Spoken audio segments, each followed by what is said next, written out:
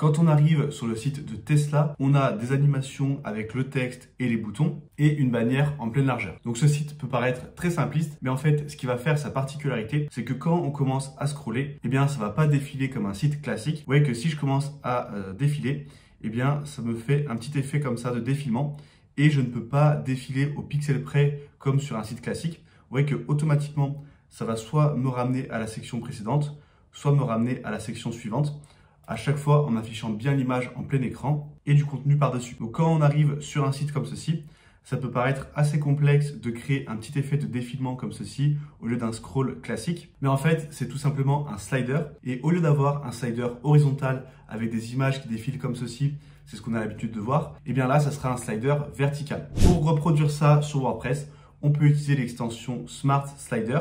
C'est un plugin qui est gratuit. Et donc, dans cette vidéo, on va voir comment reproduire le site de Tesla avec ce plugin.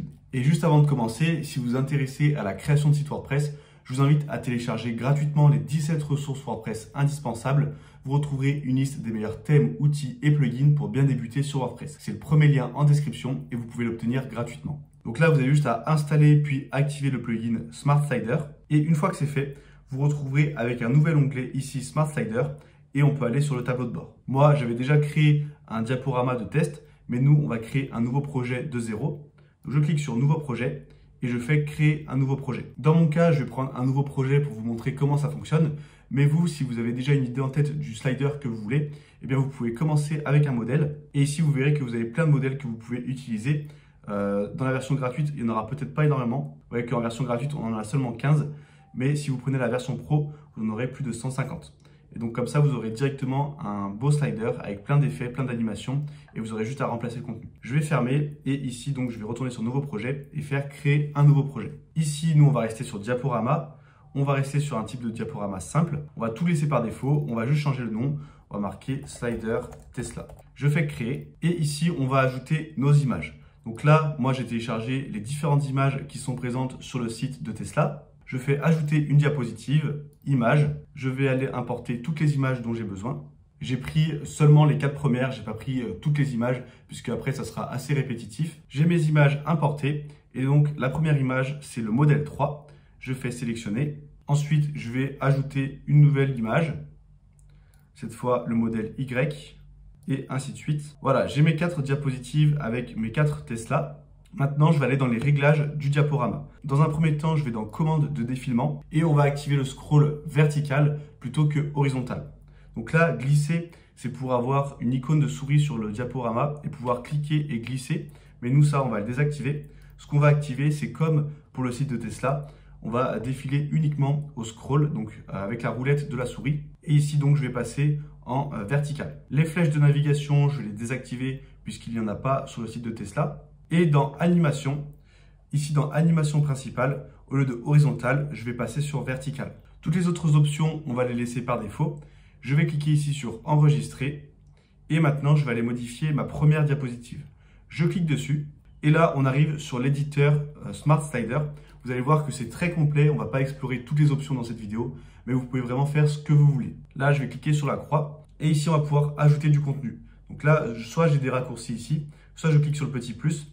Et là, j'ai tout le contenu que je peux ajouter. Donc des colonnes, un titre, du texte, une icône, une image, bouton. Enfin bref, on a plein d'éléments. Je vous laisserai explorer tout ça. Et nous, ce qu'on va ajouter dans un premier temps, eh bien, c'est le titre. Donc je vais remonter en haut. Ici, on a modèle 3 avec un sous-titre. Donc j'ajoute ici titre d'en-tête. Je vais marquer modèle 3. Ensuite, je vais dans style. Là, je vais passer en noir. Et la famille de police, je vais laisser Roboto, puisque la famille de police qui est utilisée par Tesla n'est pas présente ici. Bon, si on voulait, on pourrait ajouter une police personnalisée, mais ça, c'est vraiment du détail. Donc, pour l'instant, je vais laisser le texte comme ça. Là, vous voyez qu'on a modèle 3 qui est centré, mais nous, on veut qu'il soit en haut. Pour changer ça, on va aller ici dans les réglages de contenu. Donc, ça va être le réglage de tout le contenu qui est sur ma diapositive. Je clique dessus, et là, dans Contenu, alignement vertical, on va se mettre en bas. Donc là, au lieu de mettre en haut, on va mettre en bas. Vous allez comprendre un peu plus tard pourquoi. Je vais ajouter maintenant mon sous-titre. Donc là, je fais glisser le texte juste en dessous. Et ici, je vais marquer Leasing Starting at 349 $ par mois. Voilà, comme ceci. Je vais augmenter un petit peu la taille de police, par exemple 18 pixels. Et je vais passer en noir également. Là, on a bien notre titre et notre sous-titre. Maintenant, il nous manque les boutons. et la flèche. Je vais ajouter les boutons et pour cela, il faut 2 colonnes. Donc, on ajoute le widget rangé qui est ici. Je le prends et je le glisse. Et ce que je vais faire dans ranger, c'est que je vais cocher l'option étirer. Et du coup, en fait, vous voyez que la rangée va prendre toute la largeur de ma diapositive. Et ça va faire que le texte va remonter en haut et je vais pouvoir mettre mes boutons en bas. C'est la seule solution pour avoir des éléments en haut et des éléments en bas. Et maintenant, je vais pouvoir ajouter mes boutons à l'intérieur de mes rangées. Je glisse le widget bouton. Dans le titre, on va mettre View Inventory. Là, il faudrait que j'ajoute mon lien. Et on va modifier l'apparence. Donc, je vais dans l'onglet Style et je vais déplacer l'onglet pour qu'on voit bien le bouton. L'arrière-plan, on va le mettre en noir. Je vais reprendre le code couleur. Hop, je clique ici. Là, je passe en mode X. Et je prends le code couleur. Je le colle ici. Non, ça c'était la couleur du texte. On va descendre un petit peu et c'est ici la couleur d'arrière-plan. Voilà. Dans bordure, on va ajouter des angles arrondis. On va mettre 5 pixels, puisque là, vous voyez qu'on a des angles arrondis. Et le texte, on va l'agrandir un petit peu. Donc, je remonte au niveau du texte. On va ajouter un peu d'épaisseur de police et on va se mettre, par exemple, à 17 pixels. Et ensuite, si je descends un petit peu dans marge interne, là, vous voyez qu'on a un format rectangulaire. On a beaucoup de marge à gauche et à droite. Donc là, on va ajouter de la marge interne à gauche et à droite. Là, je vais mettre par exemple 50 pixels. 50 pixels. Et en haut, on va mettre juste 5 pixels. Comme ça, on a un format rectangulaire comme ceci. Et ce qu'il faut faire, c'est que le bouton, on va le coller sur la droite. Donc dans position, ici, je le mets à droite. Et ce qui manque également, c'est le fait que le bouton soit en bas. Donc pour cela, je vais dans mes réglages de colonne et dans contenu. Ici, alignement vertical, je mets en bas. Et vous voyez que du coup, ça me glisse mon bouton en bas. Donc ça peut être un peu complexe de s'y retrouver parce que là, vous voyez qu'on a les réglages du bouton en lui-même. Ensuite, on a les réglages de colonne, les réglages de rangée qui va englober mes 2 colonnes. Ensuite, les réglages de contenu, donc tout le contenu, et mon réglage de diapositive avec l'image d'arrière-plan et d'autres réglages secondaires. Vous voyez qu'on a énormément de réglages, ça peut être un peu difficile au début de s'y retrouver. Et en plus, pour chaque élément, un peu comme Elementor, vous allez retrouver un onglet contenu et style, et ensuite un onglet animation. Donc on a quand même beaucoup d'options quand on débute, mais si vous prenez en main ce plugin, vous allez voir que vous pouvez vraiment faire ce que vous voulez, puisque justement, on a toutes les options nécessaires pour pouvoir faire ce qu'on veut. Je reprends la création. Ici, je vais faire dupliquer. Vous voyez que le clic droit fonctionne sur Smart Slider. Et mon bouton, je vais le prendre et je vais le glisser ici. Cette fois, au lieu de View Inventory, on va marquer Custom Order. J'ai repris le code couleur exact de l'arrière-plan pour que ça soit un peu transparent comme ici. Et on va reprendre également la couleur exacte du texte. Hop, et je la colle ici. Voilà. Et vous voyez que l'épaisseur, là, c'est un peu trop gras. Donc, on va passer par exemple sur normal, puisque ici, hop, si j'actualise pour que ça repasse à la bonne couleur, vous voyez que ce texte est un peu moins gras que celui-ci. Donc là, on va passer à 400. Et ici, il est un peu trop gras. Je vais passer plutôt à 500. Voilà, comme ceci. Là, dans les réglages de colonne, je vais remettre l'alignement vertical en bas. Et dans les réglages du bouton, l'alignement, je vais le mettre à gauche cette fois. Hop, je descends un petit peu. Voilà, ici, aligné à gauche. Et dans le bouton, ici, je vais ajouter un peu de marge interne pour qu'il fasse la même taille, puisque j'ai un peu moins de texte, donc le bouton était un peu moins grand. Non, on va mettre plutôt 55. Voilà, comme ça, on a 2 boutons qui font la même taille, comme c'est le cas ici sur le site de Tesla. Et maintenant qu'on a nos 2 boutons, il nous manque la flèche. Pour cela, on va ajouter une image. Je glisse ici image dans la nouvelle section et je vais aller chercher mon image. Donc hop, je vais aller la chercher sur mon ordinateur. Je prends la flèche et je fais insérer. On va aller diminuer la taille de la flèche, donc je clique dessus et dans style, dans largeur maxi, je vais mettre par exemple 25 pixels. Voilà, comme ceci. Et là, on a notre première diapositive de créer. Ce que je vais faire, c'est juste ici sur le titre, je vais aller ajouter 80 pixels de marge. Donc je clique ici pour pouvoir ajouter 80 pixels juste en haut. Là, je ferme et en fait, ça sera pour ensuite avoir le menu qui s'affiche juste au-dessus. Vous voyez que là, on a le menu qu'on n'a pas encore créé. Donc je crée de l'espace pour pouvoir afficher mon menu au-dessus. Et donc là, j'ai ma première diapositive. Je peux cliquer sur enregistrer. Et maintenant, je peux cliquer sur le petit œil pour prévisualiser ma diapositive. Donc là, j'ai ma première. Et vous voyez que si je scrolle, eh bien, j'ai mes autres images qui s'affichent. Et on a bien le défilement vertical avec un petit effet de glissement comme on a sur le site de Tesla. Ce que je vais faire pour gagner du temps, c'est que ici dans diapositive, je vais aller supprimer celles que j'ai créées. Je les avais ajoutées juste pour vous montrer le défilement vertical. Mais maintenant, ce qu'on va faire, vu qu'on a créé le texte, les boutons, toute la mise en forme, eh bien ici, je vais aller dupliquer ma diapositive actuelle et je vais juste changer le contenu. Donc je clique ici sur modifier. Je vais modifier mon image d'arrière-plan. Donc je clique ici sur le petit plus et je prends cette fois le modèle Y. Là, vous voyez que quand vous insérez une image, vous pouvez changer l'emplacement d'affichage. Donc eux, ils appellent ça focus. Moi, je vais le laisser centré. Mais vous, si vous avez une image qui ne s'affiche pas correctement, ici, vous pouvez le modifier. Je vais fermer. Et là, on va reprendre le même texte que sur la deuxième diapositive.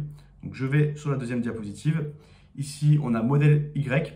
Cette fois, on a un lien pour planifier une conduite d'essai. Les boutons n'ont pas changé et on a la flèche qui a disparu. On va adapter le contenu. Ici, je tape modèle Y. Là, leasing starting, on va le remplacer par ce texte. Et si je le sélectionne et que je clique sur ce petit logo, vous voyez que je peux ajouter un lien. Là, il faudrait remplacer le hashtag par votre lien. Moi, je ne vais pas le faire, donc ça va juste être un lien fictif. Ensuite, dans style, vous voyez qu'ici, on a texte qui est sélectionné. Et là, il faut sélectionner lien pour pouvoir modifier la couleur du lien. Vous voyez que par défaut, c'est en bleu. Nous, on passe en noir et on va souligner le texte. Et ensuite, dans lien au survol, donc ici, je sélectionne au survol. Par défaut, pareil, ça me met en bleu. Mais moi, je vais laisser en noir, puisque sur le site de Tesla, ça reste en noir. Et ensuite, je vais supprimer ma flèche. Ici, je clique sur supprimer. J'ai ma deuxième diapositive de créer. Je vais créer la troisième. Hop, je fais dupliquer, modifier. Là, pareil, je change mon image d'arrière-plan. On prend le modèle S. Et ensuite, vous voyez que entre modèle Y, modèle S et modèle X, il n'y a rien qui change à part l'image. Là, je vais m'arrêter ici, puisqu'après, ce n'est pas très intéressant vu qu'il n'y a aucun élément qui change. Et je vais juste remplacer le titre par modèle S. Là, si je fais enregistrer, prévisualiser, on a bien nos 3 diapositives. Maintenant, ce qui manque sur notre diaporama, eh bien, c'est les animations de texte qu'on peut voir au début. Pareil pour la flèche, vous voyez qu'on a une animation en boucle avec une flèche qui fait un petit rebond. Donc jusqu'à présent, la version gratuite de Smart Slider suffisait. Par contre, pour les animations, il va falloir la version payante. Pareil, ici, vous voyez que si je vais sur la flèche, on a un lien qui m'emmène à la diapositive suivante. Et bien pour le mettre en place avec Smart Slider, c'est pareil, il va vous falloir la version payante. Si vous êtes vraiment intéressé par ce plugin et que vous voulez la version pro, je vous ai mis le lien en description. Moi, je vais retourner sur ma première diapositive et on va ajouter les animations. Donc vous voyez que si on décompose l'animation, on a le titre qui arrive en premier vers le bas et ensuite on a le sous-titre vers le bas, les boutons vers gauche et droite et en dernier la flèche. Je vous remontre une dernière fois.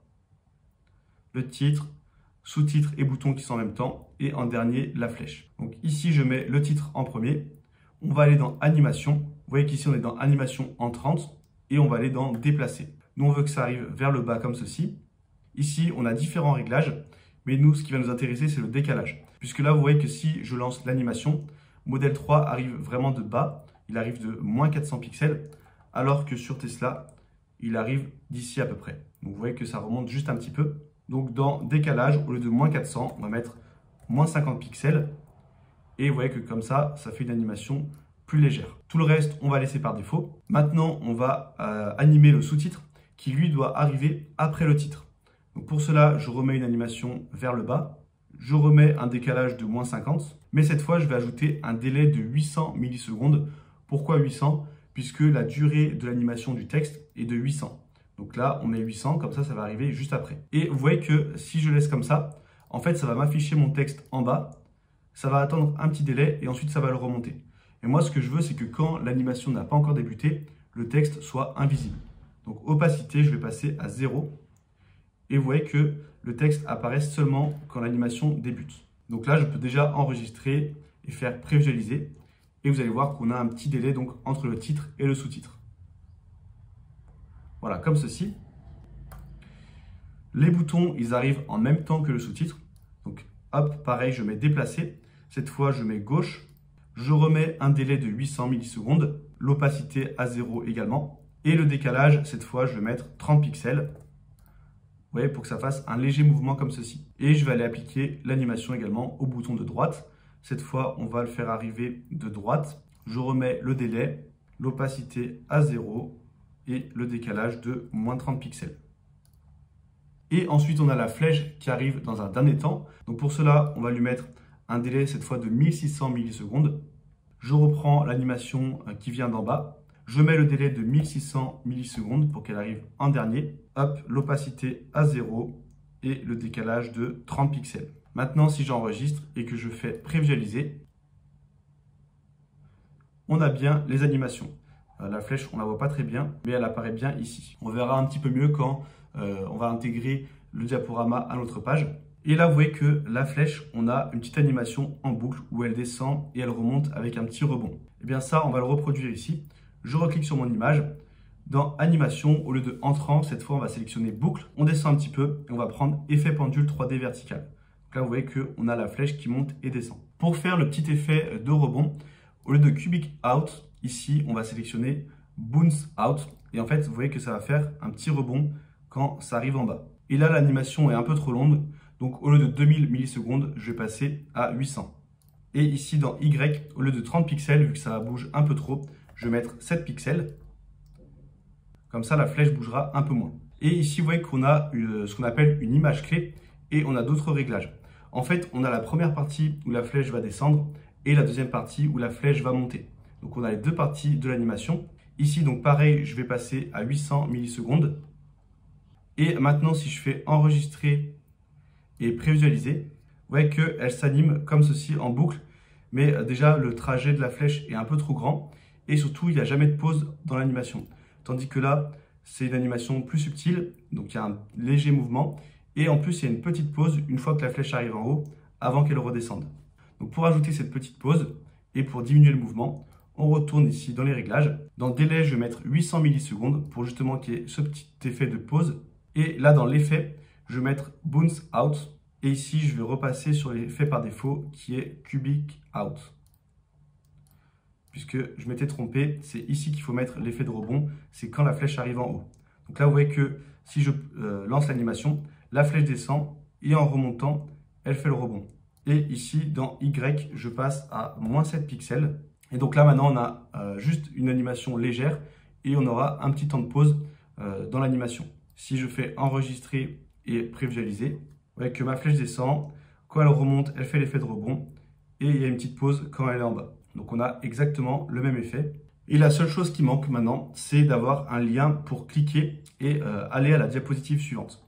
Pour cela, je retourne pareil sur ma flèche. Et là, dans Contenu, je vais aller dans Lien, cliquer sur le petit plus et aller dans Action. Ici, on va sélectionner Diapositive suivante et je vais faire Insérer. Et maintenant, on a un lien qui permet de passer à la diapositive suivante. J'enregistre les réglages et vous voyez que pour les autres diapositives, quand on slide, eh bien, on a tout simplement un effet de fondu. Donc, je vais aller appliquer l'effet de fondu aux autres diapos. Ici, je clique sur Modifier et cette fois, ça va être beaucoup plus rapide. J'ai juste à sélectionner mes différents éléments et dans Animation, je mets fondu, fondu enchaîné et je laisse tout par défaut. Et même au lieu de faire élément par élément, je vais directement aller dans les réglages du contenu et ici mettre fondu, fondu enchaîné et laisser par défaut. Comme ça s'applique directement à tous mes éléments vu qu'il n'y a pas de décalage. J'enregistre et je vais sur la diapositive suivante. Et là, pareil, je sélectionne contenu et dans animation, je mets fondu enchaîné et j'enregistre. Maintenant, si je prévisualise mon slider, je vais remonter tout en haut. Ici, on a bien l'animation et ensuite, on a bien le fondu quand je fais défiler les slides. Ce qu'on va faire maintenant, c'est qu'on va intégrer le slider sur une page. Pour cela, je retourne sur le tableau de bord et ici, dans les réglages du slider, dans taille, je vais passer à 1920 par 900 pour que ça prenne toute la largeur de mon écran. Je fais enregistrer et dans général, je vais aller récupérer le code court qui permet d'intégrer le slider. Donc, je fais copier et je vais aller créer une nouvelle page que je vais nommer Tesla. Moi, j'ai le thème Océan WP avec le plugin Océan Extra. Donc, je peux désactiver le titre, le pied de page et même l'entête. Donc, pour l'instant, je vais désactiver l'entête, le titre et le pied de page pour avoir uniquement le diaporama. Je fais publier et ici, je copie le code court. Non, là, ça ne va pas fonctionner. Il faut que je prenne le widget code court. Voilà. Et je le colle. Ce code court, vous pouvez également le coller, bien sûr, sur une page créée avec Elementor ou n'importe quel constructeur de page. Je fais mettre à jour. Et maintenant, si je vais voir la page, on a bien l'animation avec ensuite la flèche. Si je clique dessus, ça m'amène bien à la diapo suivante. Et ensuite, j'ai l'effet de fondu entre les différents diapos. Maintenant, ce qu'on va ajouter, c'est l'entête avec le logo Tesla et un menu ici. Ce que je vais faire, c'est que je vais retirer ici le code court et que je vais l'intégrer avec Elementor pour pouvoir ajouter de la marge négative et remonter mon slider. Puisque là, vous voyez qu'on a un petit espace qui est prévu pour l'entête et donc on a une bande blanche, mais nous, on ne veut pas ça. On veut que l'entête soit transparent avec les éléments de menu. Donc ici, je prends code court, je le colle et dans Avancer, hop, je vais remonter un petit peu pour qu'il n'y ait pas de bande blanche. Voilà, moins 60 pixels, je fais mettre à jour et dans mes réglages de page, je vais réactiver l'entête. Donc je fais modifier la page et ici, j'active l'entête. Maintenant, si je vais voir ma page, on a bien l'entête, il manque le logo. Ici, j'ai créé le menu avec les différents items, ça c'est pas compliqué. Il vous suffit d'aller dans Apparence, Menu et de créer votre menu principal comme un menu classique. Mais nous là, ce qui nous intéresse, c'est la transparence. Donc pour cela, je vais dans Personnaliser, dans En-tête, je vais importer le logo Tesla. Donc je vais le sélectionner. Là, je fais pas de recadrage. Et on va diminuer un petit peu sa taille. Voilà, comme ceci. Ensuite, je fais Retour. Et dans Général, au lieu de Style minimal, je vais tout simplement sélectionner Transparent. Et là, vous voyez que ça me remonte du coup mon slider. Et j'ai bien mon en-tête transparent. Je fais Publier et je clique sur la petite croix. Et là, on a bien notre slider qui prend tout l'écran. On a le menu juste au-dessus, le logo. Et si je défile, on a toujours le menu qui s'affiche, comme c'est le cas sur le site de Tesla. Vous voyez que assez rapidement et assez simplement, on a pu recréer la page d'accueil de Tesla. Et si vous aussi, vous souhaitez développer vos compétences sur WordPress, eh bien, je vous invite à télécharger gratuitement les 17 ressources WordPress indispensables pour découvrir les meilleurs thèmes, outils et plugins pour bien débuter sur WordPress. C'est le bouton juste en dessous. Et je vous affiche également une formation gratuite sur les bases de WordPress si vous voulez créer votre site.